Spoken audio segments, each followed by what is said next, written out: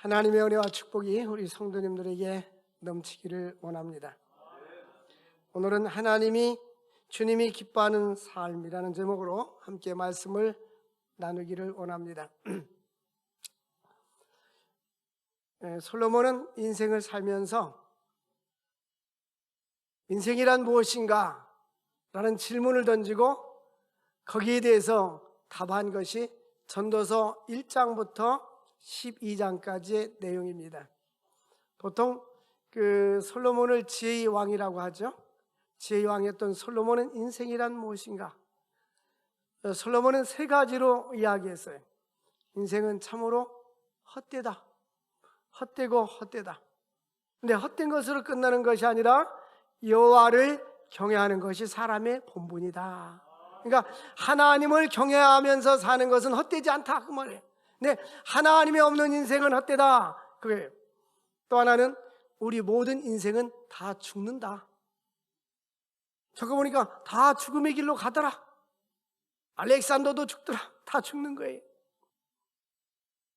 또 하나는 우리 인생의 모든 삶은 하나님의 주권 속에 있더라. 하나님의 주권. 내 마음대로 되지 않더라는 거예요. 이 세상 모든 것은 하나님의 주권 속에 있더라. 오늘 로마서를 기록한 바울 사도도 하나님의 주권을 강조합니다. 우리가 구원받은 것도 하나님의 은혜요.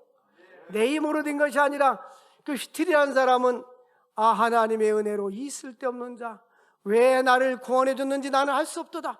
내가 구원받은 걸 생각하면 그저 어렸을 때 그저 어른들 따라서 교회 나가서 구원받은 사람 있고 친구 따라간 사람, 장가가면서 아내 따라간 사람, 시집가서 시댁 따라간 사람, 어떤 방법이든지 예수를 믿게 되는데 그것은 그 우연이 아니라 그 사람을 통해서 그렇게 한 것이 아니라 하나님의 뜻과 섭리가 있었더라는 거예요.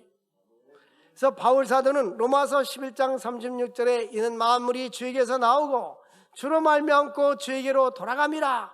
이 말은 하나님의 주권을 얘기해요. 이 세상 모든 것도 구원의 사역도 인간의 생사화복도 성공과 실패도 이 모든 것도 하나님의 손에 있다는 것이에요. 그렇다면 우리 하나님의 손에 있으니까 운명론에 빠져서 난 아무것도 하지 않아도 되는가? 그건 아닙니다. 하나님은 하나님께서 쓸 사람들에게 예정하시고 주일할 사람들에게는 감동을 주셔서 주일하시는 지혜를 주시고 사명함을 주시고 자원하는 마음을 주시는 거예요. 그러니까 우리가 하는 모든 일도 하나님이 사용해 주시는 것입니다. 그러므로 바울은 하나님의 은혜를 생각하면 너무너무 감사한 거예요. 요즘 은혜 아니면 살아갈 수가 없네 이런 찬양 있잖아요. 근데 요즘 보면 한국에서 복음서가 중에 가장 많이 부르는 게 우리가 부르는 그 은혜 찬송, 내가 누려왔던 모든 것들이 이 찬양이 가장 많이 부르는 360만 명이 조회를 했더라고요. 은혜라는 찬양을 많이 불러요. 과거에는 그것이 해가 뜨고 해가 지는 것이 우연이라고 생각했고 그저 공기 마시고 맑은 공기 마시는 우연이라고 생각했는데 당연한 것을 생각했는데 이제 그러지 않다는 거예요. 마스크 쓰지 않고 살 때는 그것이 당연한 거 알았는데 보니까 한 사람도 마스크 안 쓴 사람 없네 저뿐이. 다 이러고 살잖아요. 답답하잖아요. 그죠? 근데 우리가 생각해 보면 병들었을 때는 건강한 것이 하나님의 은혜였고 굶주렸을 때는 하루 세 끼 먹고 사는 것이 얼마나 큰 은혜였는지. 근데 사람은 상실하고 나서 그것이 귀하다는 걸 알게 되는 거예요. 부모님이 계실 때는 부모님이 계신 것에 대한 감사를 별로 못 느끼는데 부모님이 안 계시면 지금 계셨더라면 내가 더 잘할 수 있을 텐데 이런 생각을 하게 되잖아요. 그러니까 우리는 이 모든 걸 생각하면 하나님의 은혜요. 바울 사도는 지금 하나님의 은혜를 기억하면서 이 말씀을 하고 있는 거예요. 만물이 다 주에게서 나오고 주로 말미암고 주에게로 돌아감이라. 그래서 바울은 11장 33절에 깊도다 하나님의 지혜와 지식에 풍성하며, 그러니까 하나님의 그 은혜, 하나님의 그 지혜는 너무나 오묘하고 깊은 거예요. 저는 중고등학교 다닐 때 지구과학을 좋아했어요. 지구과학은 시험 보면 100점 맞았어. 내가 좋아하는 과목이니까. 근데 이 보면은 지구를 가만히 생각하면 이 지구 속에 지금 불덩이가 있잖아요. 그래가지고 터져 나오는 게 화산이 터지는데, 지난번에도 그 바다에서 남태평 영지역에서 막 화산이 터져가지고 그 근처에 있는 나라들은 막 대표고 난리 났잖아요. 쓰나미가 날 것 같아서. 만약에 우리 그 남해안이나 동해안에 일어났으면 우리 한국 절단나는 거 아니겠어요? 가만히 생각하면 하나님이 지금까지 우리를 지켜주시고 보호해 주시는 것이 하나님의 은혜인 줄로 믿습니다. 하나님의 은혜에 늘 감사할 수 있기를 주의 이름으로 축원을 드립니다. 그래서 우리는 하나님의 은혜, 그래서 바울은 하나님의 은혜는 측량할 수도 없고 판단할 수도 없고 헤아릴 수도 없도다. 그 크신 하나님의 사랑 말로 다 표현할 수 없겠네. 말로 다 형용할 수 없겠네. 하나님의 은혜를 헤아릴 수 없다. 그래서 바울은 이제 모든 것이 다 하나님의 은혜라고 하면서 11장을 알아야 12장과 연결이 되는데요.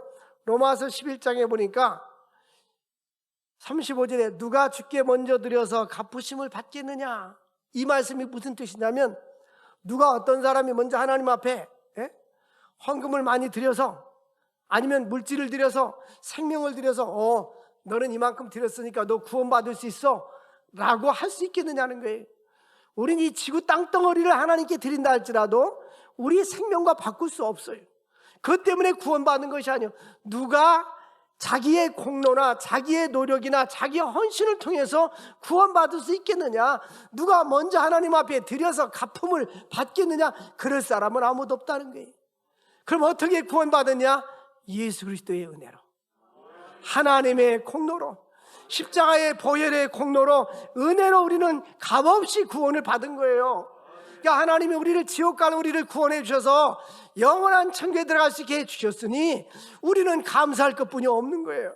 그래서 바울은 이제 그러므로 로마서 12장 1절에 시작하는 거예요. 그러므로 너희가 구원받았고 은혜 받았고 공짜로 이렇게 하나님 앞에 많은 은혜를 누리게 되었으니, 그러므로 내가 하나님의 모든 자비하심을 너희를 권면하노니 너희 몸을 하나님이 기뻐하는 거룩한 산 제물로 드려라.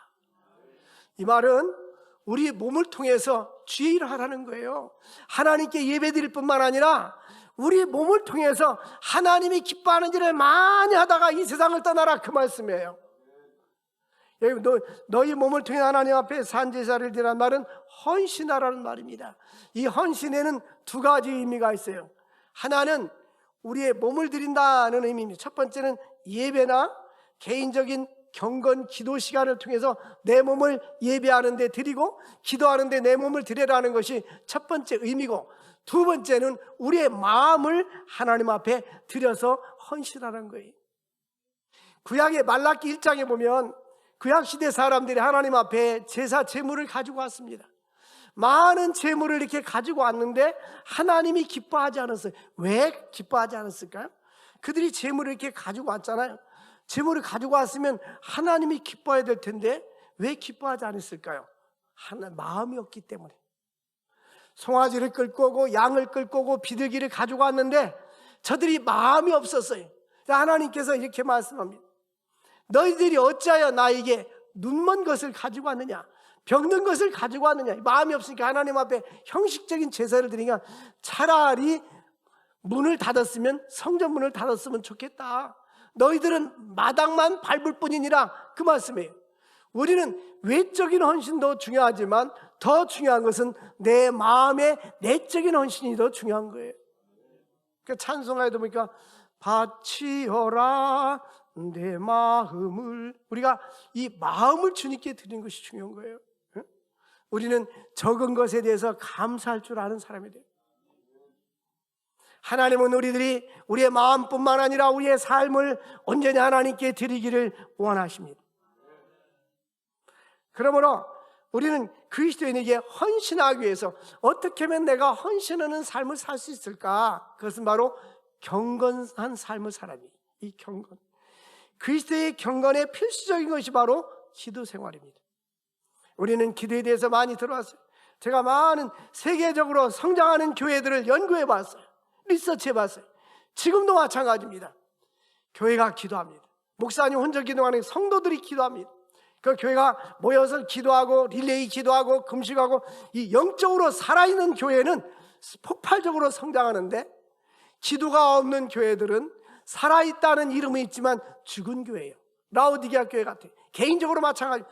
내 삶에 기도 생활하지 않냐고 신앙생활하는 것은 영적으로 죽어있는 상태가 되는 거예요. 살아있는 물고기는 물을 거스려서 시냇물을 거슬러 막 올라가는데, 죽어있는 물고기는 떠내려가 버리는 것입니다. 여러분, 우리 자신 지금 살아있는 물고기인지 죽어있는 물고기인지, 영적으로 육신적으로는 살아있어서 우리가 움직인다 할지라도 내 영이 지금 살아있는 것인지, 거룩하게 살기로 거룩함을 추구하고 있는 것인지, 우리는 거룩한 삶을 추구해야 하는 것입니다. 마태복음 6장 6절에 보면 우리 주님께서 이렇게 말씀합니다. 하나님께서 네가 기도할 때에 골방에 들어가서 문을 닫고 은밀하게 기도하라. 은밀한 중에 보시는 내 아버지께서 갚아 주시리라. 보통 우리는 기도하면 응답해 주시리라 말하는데, 이게 왜 갚아준다고 말했을까요? 하나님이 갚아주시는 것은 기도 응답뿐만 아니라 내가 주님 앞에 드리는 기도 시간, 하나님께서 내가 기도 시간을, 나의 가장 귀한 시간을, 내가 이 시간을 써야 되고, 레크리에이션도 해야 되고, 내가 내 삶을 즐기는 데 써야 되고, 내 나름대로 써야 되지만, 그 시간을 주님께서 주님 앞에 드렸으니 주님께서 우리 기도 시간도 갚아주신다는 거예요. 이 말은 하나님께서 우리의 생명과 건강도 지켜주시는 거예요. 하나님 앞에 드리는 것을 인색하게 생각하지 마십시오. 시간을 드리고 몸을 드리는 것, 하나님이 갚아주신다고 약속해 주셨어요. 성경을 자세히 보면 히브리서는 11장은 믿음장 아닙니까? 거기에 핵심 요절이 6절입니다. 믿음이 없이는 하나님께 기쁘시게 하지 못한다. 그러니까 기도 생활하는 것도 믿음으로, 아멘하는 것도 믿음으로, 전도하는 것도 믿음으로, 구제하는 것도 믿음으로, 헌신하는 것도 믿음으로, 예배드리는 것도 믿음으로. 믿음이 없이는 하나님을 기쁘게 하지, 우리가 황소를 갖다 드린다 할지라도 내 마음속에 믿음으로 하지 않으면 하나님이 기뻐하지 않는다는 거예요. 근데 하나님께서 믿음이 없이는 기쁘시게 하지 못하나니 하나님께 나아가는 자는 반드시 하나님이 계신 것, 하나님은 살아계신 하나님, 전능하신 하나님. 우리 형님하고 우리 어머니가 서해 바다에 빠졌었어요. 가끔 지금도 물어봐요. 지금 물어보면 새벽 1시에 빠진 거예요. 깊은 바다에. 그래서 아침 8시에 고깃바위에서 건짐을 받은 거예요. 물 위에 떠다녔잖아요. 우리 교회 와서도 간증을 했잖아요. 어머니는 돌아가셨고 형님은 살아계신데, 근데 우리 어머니가 그 물 위에 떠다닐 때 뭔가 발밑에 이렇게 밟히는 게 있는 것 같더라고요. 가슴 높이 정도의 뭔가, 그래서 육지 쪽으로 향해서 걸어오고 있었다는 거예요. 그때가 10월 3일인데 10월 3일이면 바닷물이 차서 30분에서 1시간이면 저천적으로 심장이 마비되어 죽습니다. 그래서 살았잖아요. 하나님이 따뜻하게 이렇게 온천수 마냥 지펴주셨다는 거예요. 그때에 우리 형님 얘기가, 형님이 먼저 건짐받고 배 타고 갔는데 어머니를 건지는데 올라오면서 우리 어머니 말씀이, 하나님은 살아계시다. 하나님은 살아계시다. 여러분, 하나님이 살아계신 것을 소위문답 사문에서 이론적으로 우리가 배웠어요. 두 주를 통해서, 주일 오후에. 이론적으로만 배우지 말고 살아계신 하나님을 내 몸소 체험할 수 있기를 바랍니다. 살아계신 주, 나의 참된 소망. 어떤 사람은 죽어있는 하나님을 섬기는 것 같아요. 예? 그렇게 믿음이 없어요? 하나님 앞에 믿음을 달라고 기도하세요. 주여, 나의 믿음 없는 것을 도와주세요라고 기도할 수 있기를 바랍니다. 로마서 12장 때 너희 몸으로 하나님이 기뻐하는 산제물로 드려라. 이제는 이 몸은 고린도 6장에 보니까 내 것이 아니라 하나님이 값으로 산 것이, 이게 내 몸이라고 내 마음대로 써서는 안 되고, 이 몸을 가지고 하나님을 기쁘시게 하는데 쓰임받다가 이 세상 떠나야 돼요. 가치 있는 인생을 살아갈 수 있기를 바랍니다. 그러므로 하나님께서, 은밀히 보신 하나님께서 그들을 갚아주시고 영적으로 만남을 주시고 하나님께서 하나님 영광을 위해서 은혜를 베풀어 주신다는 말씀인 것입니다. 그래서 우리는 더욱더 헌신해야 되는데 우리의 생각 갖고는 안 돼요. 우리의 신앙생활은 성령님의 힘으로 해야 됩니다. 한스키는, 교회란, 이 교회는 성도들을 말합니다. 성령님의 피조물이라 했어요. 성령께서 우리를 구원시켜 주시고 아무든지 아버지께서 성령께서 내게 오게 해주지 않으면 아버지께 올 수 없느니라. 그리고 성령으로 하지 아니하고는 성령의 마음속에 감동이 없이는 예수를 주라고 고백할 수 없느니라. 그러니까 성령님이 나를 인도해 주셔야 되는 거예요. 성령님이 나에게 믿음을 주셔야 되는 거예요. 성령님이 나에게 큰 능력을 주셔야 우리가 주님 앞에 쓰임받을 수 있는 거예요. 그래서 우리는 하나님께 기도하면서 하나님의 능력이 나에게 임하고 하나님의 성령이 나를 덮고 하나님의 성령의 임재 속에서 살아갈 수 있도록 기도할 수 있기를 바랍니다. 에스겔에서 보니까 이제 한상어번에 에스겔에 보니까 물 위로 걸어가다가 물이 무릎 위에 차고 가슴에 찹니다. 머리에 덮으니까 그때는 수영을 해야 되잖아요. 이게 무엇이냐면 우리가 하나님의 은혜가 없는 사람들은 이렇게 내가 걸어다니고 내 힘으로 인생을 살아요. 근데 성령으로 나 키 높이만큼 덮여지면 이제는 성령 안에서 성령과 함께 더불어서 동행하며 인생을 사는 거예요. 미국의 리그에렌 목사님, 새들백교회 목사님 보면 그분이 쓴 책을 보면 새들백교회 이야기라는 책을 보면 성령의 파도타기라는 이야기가 있어요. 성령의 파도타기라는 말은 보면 우리는 파도가 밀리면 무서워하는데 그 파도 타기 하는 사람들 보면 파도가 밀리면 쫙 파도 타고 넘어가잖아요. 근데 성령의 파도 타기란 뭐냐면 내 개인 생활도 인생도 사업도 나의 길도 성령이 쫙 밀릴 때 함께 파도 타면 쫙 가는 거예요. 근데 성령의 파도를 못하는 사람은 성령이 밀려왔는데 파도 못하면 물속에 탁 처박혀서 물 먹게 되고 빠지고 잘못하면 죽게 되는 거예요. 그러니까 하나님의 성령의 인도하심 따라서 우리가 가야 되는 거예요. 그래서 성령의 민감한, 저는 늘 성령의 파도 타기 위해서 기도하고 있어요. 그러니까 하나님이 원하시는가 원하시지 않는가 어떤 일을 할 때에 하나님이 원하시는 것은 강력한 감동을 주십니다. 감동과 함께 평안을 주셔요. 그러니까 하나님의 인도를 받는 것은 돈이 없어도 일을 저지르면 하나님이 물질도 주시고 사람도 붙여주시는 거예요. 근데 돈이 있다 할지라도 하나님이 원하지 않는 일을 하면 하나님이 막아서 안 됩니다. 그러니까 우리 인생은 성령의 파도 타기를 해야 돼. 이것이 수준 높은 신앙입니다. 네? 그러기 위해서는 성령의 파도 타기 위해서는 깊은 영적인 생활을 해야 되고 하나님과 1대1의 기도 시간이 있어야 되고 통성으로 기도하는 것도 좋지만 나와 하나님과 1대1로 하나님 면전 앞에서 여러분 2022년도에는 집에 한 칸을 이렇게 만들어서 기도의 방, 밤에 잘 때는 주무시더라도 딱 무릎 꿇고 1시간씩 매일 기도할 수 있기를 바랍니다. 아멘 소리가 들들 이런데 어찌하여 그렇게 아멘이 인색하고 우리나라 속담은 올라가지 못하려면 뭐하지도 말라고? 나는 그 속담이 별로 안 좋아요. 그 쳐다라도 봐야 될 거 아니에요. 얼마나 높은가.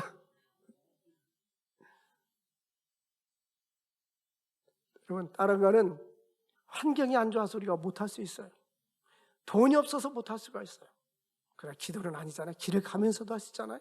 이 기도 영성 있는 사람들은요 기도 가면서도 해요. 혼자 차 타고 운전할 때는 막 찬송도 부르고 막 기도해요.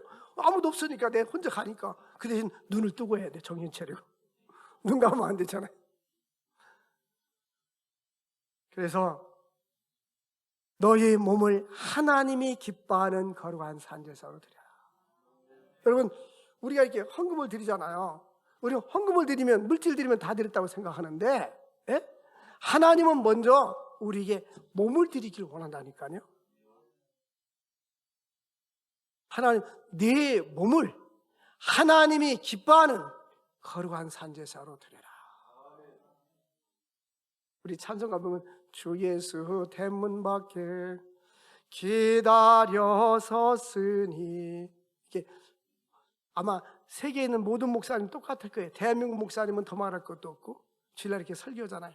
그럼 성도들이 이렇게 와서 앉았으면 하늘에 딱 누가 안 왔는지 딱 보여요. 들어오면 늦게라도 들어오면 마음에 감사한 생각이 들어. 요즘 이렇게 스크린이 1절, 2절, 3절 앞뒤로 비춰주니까 그런데 어떤 때는 아이고 그 권사님 집사님 왜 안 오지? 하고 생각하다 보면 2절 부르다 3절인지 4절인지 모를 때가 있어요. 그래서 어떤 때는 좀 기다려. 딴 사람들 하면 따라선다라고. 대부분 목사님. 근데 지금은 저기 나오니까 너무 좋은 거예요. 하나님 감사합니다. 스크린이 있어서. 아마 이 담임 목사를 해본 사람들은 똑같은 마음일 거예요. 그러니까 목사님이 그만큼 여러분들을 기다리고 있다는 거, 사랑하고 있다는 거, 영혼을 위해서. 그래서 이 경건 생활, 하나님 앞에 자신을 드리는 것 중에 하나가 예배 생활. 따라서 합시다. 예배 생활, 기도 생활. 근데 여기 보면 누가복음 2장 36절 37절 보면 안나 선지자에 대해서 나옵니다.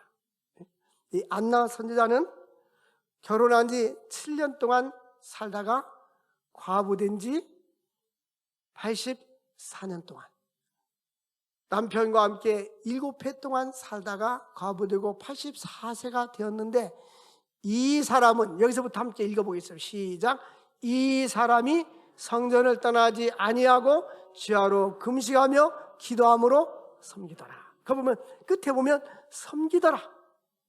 우리는 보통 이렇게 내가 몸으로 주일학교 교사하고 피아노 반주하고 뭐 하면 섬긴다, 내가 몸으로 섬긴다는 생각을 하잖아요. 근데 기도가 섬기는 거예요. 우리는 이렇게 물질로 하나님 앞에 헌금하면 섬긴다고 생각하잖아요. 근데 기도로 보하더니 섬기더니. 여러분, 하루에 한 번씩, 가능하면 하루에 한 번씩 성전뜰을 밟을 수 있기를 바랍니다. 하루에 한 번씩 성전뜰을 밟고 하나님 앞에 나와서, 새벽이든 저녁이든 낮이든 시간 되는 대로 와서 하나님 앞에 기도로 섬길 수 있기를 바랍니다. 안나 선지자는 기도로 섬겼더라는 거예요. 기도로 섬겼더라. 몇 년 동안 84세가 되도록 기도로 섬겼더라. 하나님 앞에 너희 몸으로 하나님이 기뻐하는 거룩한 산제사로 드려야겠는데 기도로 섬기는 자가 될 수 있기를 바랍니다. 여기 보면 헌신에 대해서 원칙이 레위기 27장 28절에 헌신이 무엇인가를 가르쳐주고 있어요. 우리가 매주마다 한 달에 한 번씩, 두 번씩 헌신 예배 드리잖아요.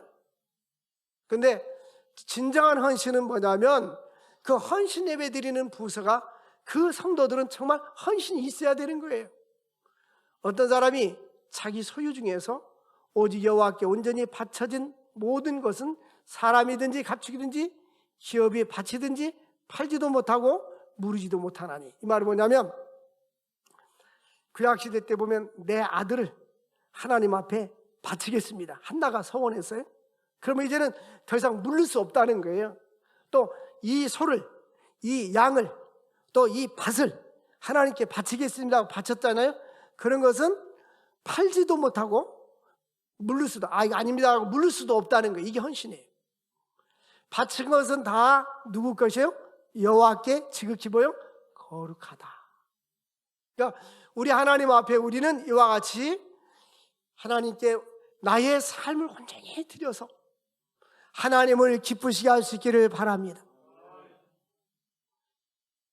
그래서 우리는 돌이킬 수 없는 헌신, 헌신을 강화할 수 있는 방법은 예배 생활과 개인적인 기도 생활 뿐만 아니라 자기 부정입니다.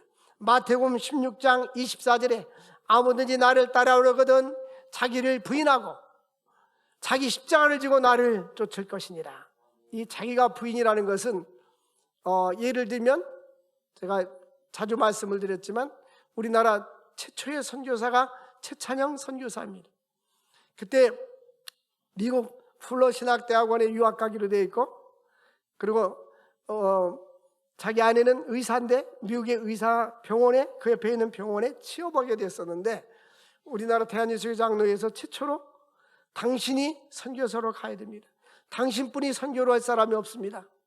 그런데 자기는 미국 가야 되는데 태국으로 선교사를 가라고 하니 어려운 일이잖아요. 그런데 아내하고 기도하다가 하나님 뜻에 순종하기로 하고 태국으로 선교사로 갔어요. 근데 여권을 만드는데도 내무부 가면 외무부, 그때는 여권 문화가 없어서, 우리나라가 초창기 때 그런 일이 있었대요. 자기 이 자서전에 보니까. 그런데 나중에 그 책의 제1면에 보니까 뭐냐면, 자기는 천국에서, 미국을 천국이라고 비유하면 천국을 갈 건데, 미국 갈 건데, 그 당시만 해도 미국 가는 게 천국이잖아요. 유학 가는 게. 천국에서 선교지로 이렇게 써놨어요. 이게 자기 부인 아닙니까? 내 개인의 삶이 더 좋고 나에게 유익한 것이 있지만 하나님의 뜻이라면 이것을 포기하는 것이 자기를 부인하는 거예요. 아무든지 나를 따라오려거든 자기를 부인하고. 근데 요즘 많은 사람들이 자기 부인이 어려워요. 내 생각과 내 주장이 먼저잖아요. 에? 전에 몇 년 지났습니다마는 제가 우리 스페인의 현춘남 선교사님 딸 주례를 했잖아요. 그 주례일 때 그 축사가 들어있는데 그 축사하신 분이 스페인의 한국 대사였었어요. 그분이 한국으로 들어와서 이제 공직을 은퇴하고 고려대학교에 이제 교수로 있었어요. 이제 그분이 축사를 하는데 뭐라고 말하냐면 젊은 부부한테 주님의 지상 명령을 따라서 땅 끝까지 복음 증거하는 일에 힘쓰는 부부가 되십시오. 우리 사람들이 목회자도 아닌데 그런 말을 하더라고요. 저쪽 뒤에 앉아 끝나고 들어갔는데 저는 그거 보니까 대사관님 끝나고 저를 좀 만납시다. 만났는데 선교사가 돼야 되겠군요. 근데 이분은 평신도예요. 그리 퇴직을 하면 2년이 남았는데 이제 열흘 동안 금식하고 왔더라고요. 열흘 동안 금식 마쳤다면서 금식하고 죽을 먹는 거예요. 뷔페식에서 죽을 먹는 거예요. 그러면서 자기는 이제 은퇴하면 연금이 나오니까 아프리카에 선교로 하겠다. 보니까 이분이 스페인에 가 있을 때 제가 법학을 공부해서 정치를 할까 생각을 했었는데 교통사고를 났대요. 자기 아내가 기도를 많이 하는 사람인데 그래서 하나님의 뜻이 이게 아닌가 보다 하고 선교사님 만나서 부지런히 제자 훈련을 하고 성경을 배운 거예요. 그러니까 성경을 아주 깊이 단계적으로 배워가지고 하나님께 헌신된 거예요. 그래서 나의 이제 인생의 마지막 공직을 마치고 복음을 위해서 아프리카에 가서 헌신해야 되겠다. 얼마나 멋집니까? 이것이 바로 자기 부인입니다. 대부분의 사람들은 이제 은퇴했으니까 연금 받아서 즐기면서 놀면서 살자. 대부분 이런 생각이 머릿속에 가득 차 있잖아요. 아무든지 나를 따라오려거든 주님을 따라오는 사람은 자기를 부인하고 자기 십자가를 지고 나를 쫓을 것이니라. 하나님은 지금도 우리의 몸을 주님 앞에 드리기를 원하시는 거예요. 너희 몸을 하나님이 기뻐하는 거룩한 산제사로 드려라. 이는 너희가 드릴 영적 예배니라. 그러므로 마태복음 7장 21절에 보면 입술로만 겉으로만 나더러 주여 주여 하는 자가 다 천국에 들어갈 것이 아니요 하늘에 계신 내 아버지 뜻대로 행하는 자라야 할지니라. 우리가 교회 다니는 사람들은 많아요. 교인들은 많아요. 그러나 진정한 그리스도인들은 많지 않다는 것입니다. 그러므로 우리는 진정한 그리스도인, 헌신된 그리스도인이 될 수 있기를 원합니다. 그러므로 그리스도인들은 몸으로 산 제물을 드려라 하는 것입니다. 우리는 하나님 앞에서 이 땅에서 사는 동안 이제 솔로몬이 이야기했는데 언젠가 우리 인생은 죽는다. 이건 누구나 변치 못하는 사실이잖아요. 다윗 왕도 유언할 때 아들 솔로몬에게 내 아들 솔로몬아 나는 세상 모든 사람들이 가는 길로 가게 되었으니 너는 힘써 대장부가 되고 내 아비의 하나님을 잊어버리지 말라. 내가 하나님을 찾으면 하나님도 너를 만날 것이요 너가 하나님을 버리면 하나님도 너를 버릴 것이다. 요즘 왜 이렇게 부모들이 자녀의 눈치를 보는지 모르겠어요. 자녀들에게 눈치를 보느라고 할 말을 못하는 거야. 당당하게 말해서 예수를 믿어라. 예수 믿어야 천국 간다. 나는 너에게 자녀들에게 바랄 것은 아무것도 없는데 한 가지 있다면 예수를 잘 믿고 하나님 앞에 헌신된 삶을 살고 아멘도 잘하고 천국 갈 수 있기를 바란다. 올림픽 할 때 보면 이게 막 릴레이를 하잖아요. 바톤을 탁 일리 받고 그러잖아요. 경주하잖아요. 그런데 앞에는 1등 갔는데 바톤을 잘못 넘겨줘가지고 바톤을 떨어뜨려버리면 이 사람은 꼴찌 가는 거예요. 여러분들이 신앙의 바톤을 갖다가 딱 잡고 물려줘야 돼. 누구에게? 자녀들에게. 여러분들이 다른 것은 다 물려줘도 신앙의 바톤을 못 물려주면 이건 실패한 거예요. 그런데 신앙의 바톤을 물려주면 하나님은 아버지가 되고 이 성경의 언약의 가장 기본이 다윗 언약도 그렇고 나는 너의 아버지가 되고 너는 나의 아들이 되리라. 그러니까 하나님을 아버지로 모시고 살면 되는 거예요.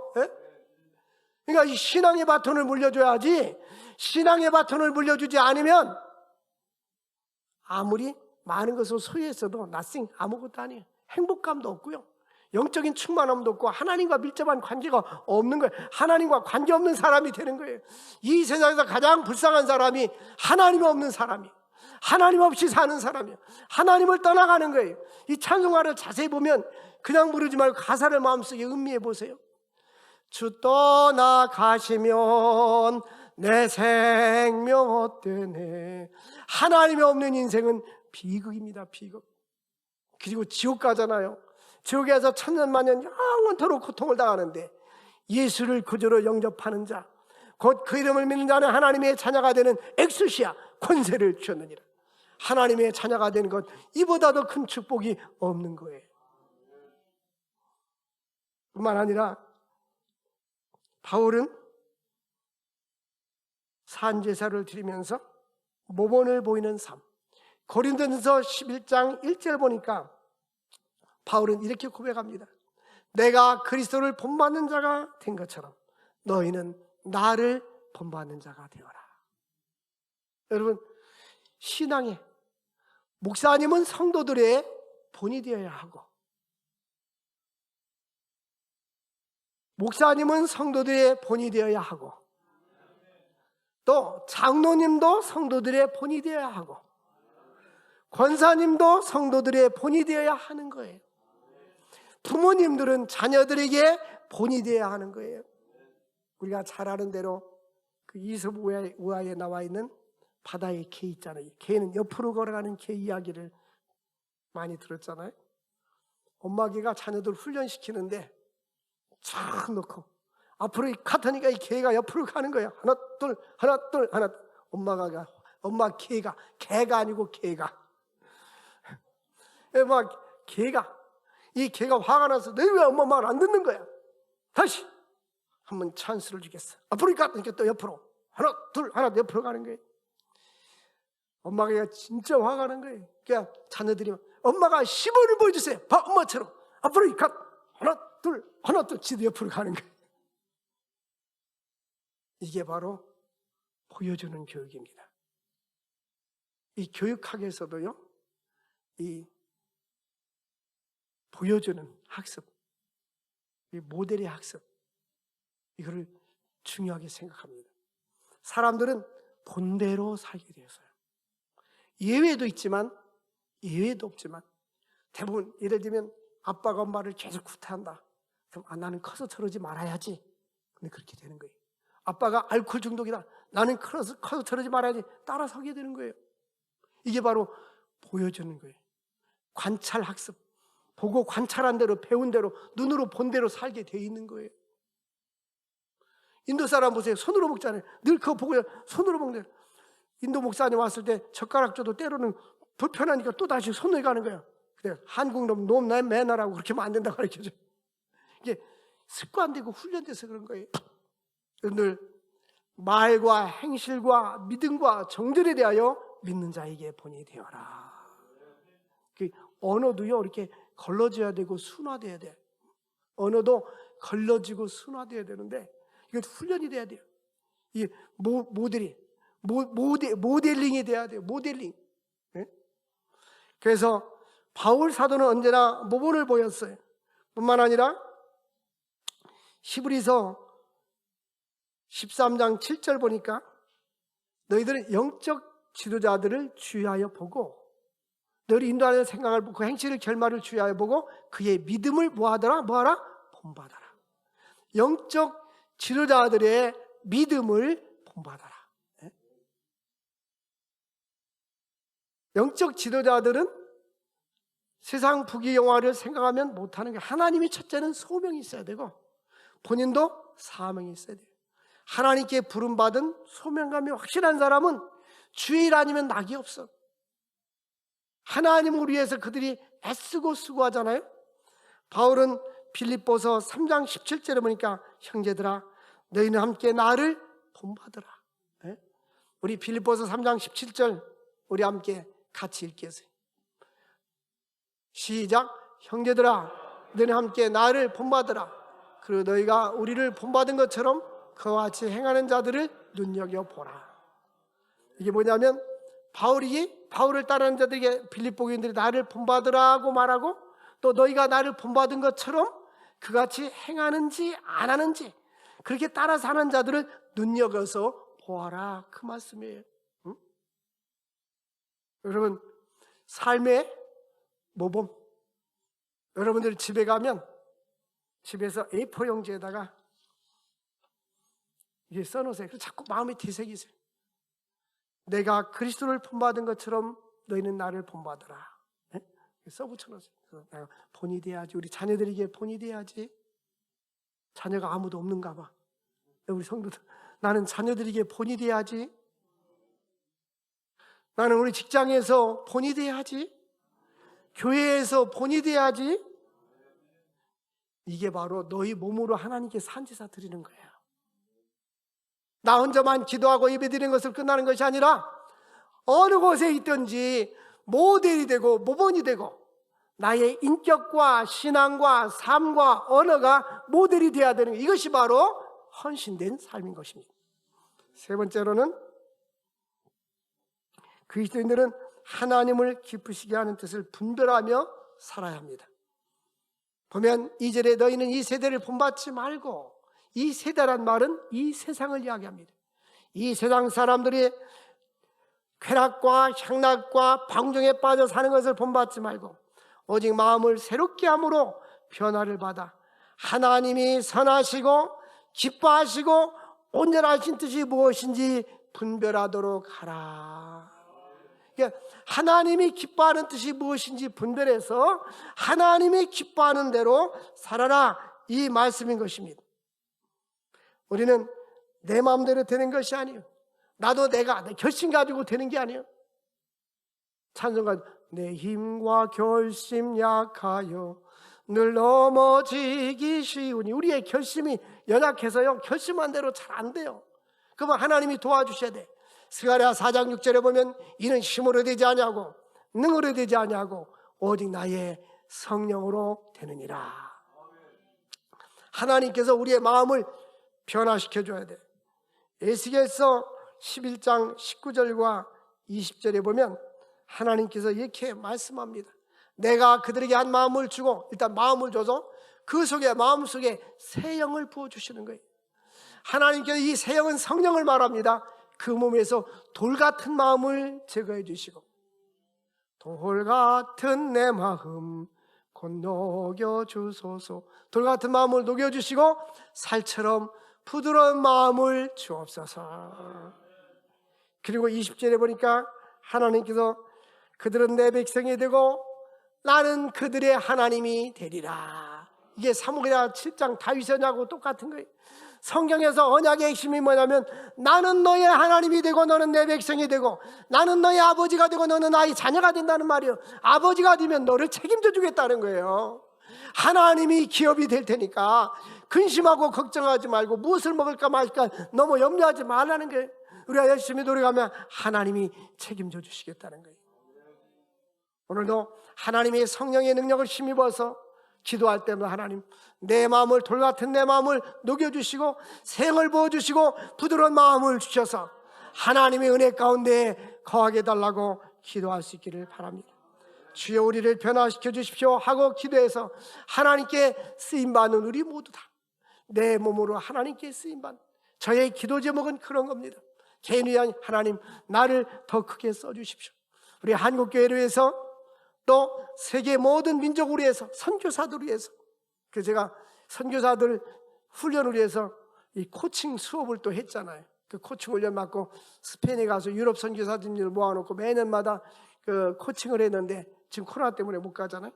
근데 하나님 앞에 주의를 할 수 있다는 거, 제가 40대는 부흥사 활동을 했는데 교사하면서 안 했어요. 자꾸 주변에서 같이 사역을 하자고 그래서 우리 합동측 부흥사에서 이제 저를 계속 일하게 해서 내년에 이제 회장으로 활동합니다. 근데 어쨌든 하나님 저에게 할 수 있는 일을, 그래서 1월 이제 넷째 주에 되면 유튜브로 통합축가 동목과 방송 설교도 하게 됩니다. 어쨌든 우리는 하나님 앞에 쓰임 받기를, 그냥 밥만 먹고 살고 안일하게 사는 게 무슨 이게 의미가 있습니까? 하나님, 나는 지식도 없고 가진 것도 없고 아무것도 뭐 어떻게 할 줄 몰라요. 안나 선지자가 왜 성경에 기록됐습니까? 그가 한 것은 기도였어요. 기도로 섬겼어요. 우리는 하나님 앞에 섬길 수 있는 것들이 많이 있는데 우리 몸으로 어떤 방향이든지 하나님 앞에 쓰임받을 수 있기를 바랍니다. 하나님께 쓰임받기 위해서 첫 번째는 너의 몸을 산제소로 드려라. 예배로 드리고 기도로 시간을 드리고 마음을 들여서 주여 나를 사용하여 주옵소서 하고 하나님 앞에 쓰임받는 모두 될 수 있기를 주의 이름으로 축원을 드립니다. 기도하겠습니다. 하나님 아버지 감사합니다. 오늘 우리에게 생명의 말씀을 주신 주님, 너희 몸을 하나님이 기뻐하는 거룩한 산제물로 드리라 했는데 하나님이 기뻐하는데 우리가 쓰임받게 하시고 주여 이 몸마다 주시옵소서. 하나님의 영광 안에서 쓰임받는 저들 되게 하시고 육체, 영혼과 육체가 강건하여서 하나님께 영광 돌리게 하여 주옵소서. 예수님의 이름으로 기도합나이다. 아멘.